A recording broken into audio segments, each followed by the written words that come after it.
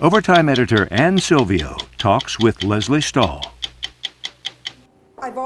Lesley, I'm interested in your reaction as you were reporting the story. What did you think when you learned that sex differences between men and women have been dangerously understudied in medicine?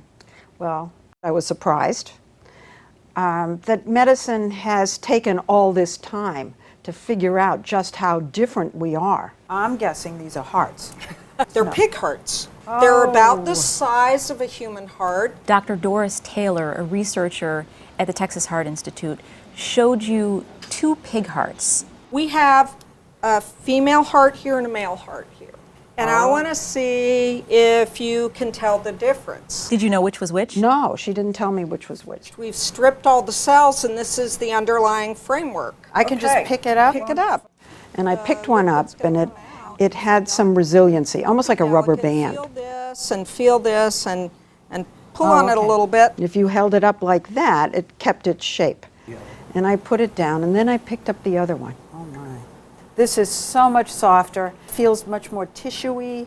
By that I mean like a Kleenex tissue. It kind of folds in on itself. Yeah, oh, the difference is unmistakable. If you can be a little wider and do the two shot of her holding. The producer on this piece was Shari Finkelstein.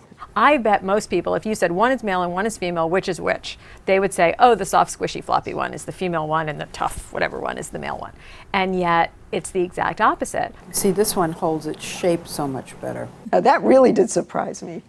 You would have guessed the opposite? I would have thought they were more similar, I guess. Her theory, although she doesn't know this to be true, but her theory is that the increase in how much blood the woman's heart has to pump during pregnancy would require a stronger structure. Turns out it's true for every organ: kidney, liver, heart. The structure of our major organs, the underlying framework is seriously different. Now we're realizing that we are different down to our very cells.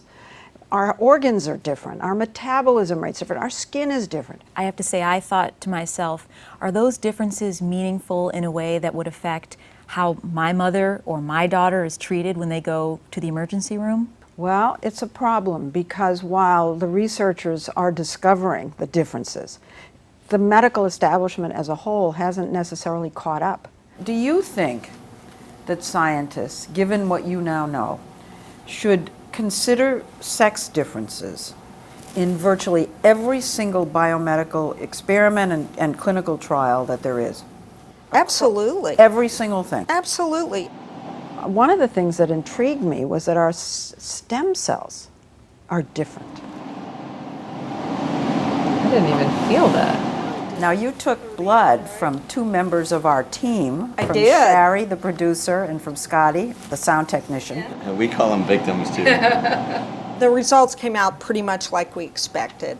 Shari's stem cells were higher than... And they're about the same age, so that's what you were... Just like we expected. Her findings generally are that female stem cells seem to be stronger, more vibrant, and there are more of them. Men's stem cell counts start to drop much earlier. I mean, one thing that we were really struck by in reporting this story is how many of these discoveries of sex differences were completely accidental.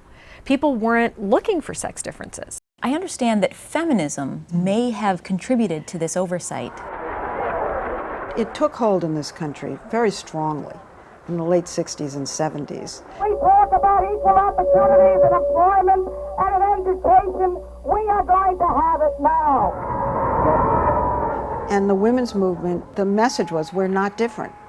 Women are not different. And that became almost a psychological barrier, even in the scientific community. To start looking into ways we're different, no, can't do that. Many of us want to present our research at scientific sessions around the country. And this is a pig heart. My experience is, if you write an abstract and you put sex differences in the title, you're not going to get that abstract accepted. But if you write stem cell differences over time with heart disease, you'll get that abstract accepted, even if it has the same data in it between men and women, because there's just not yet an acceptance that it matters.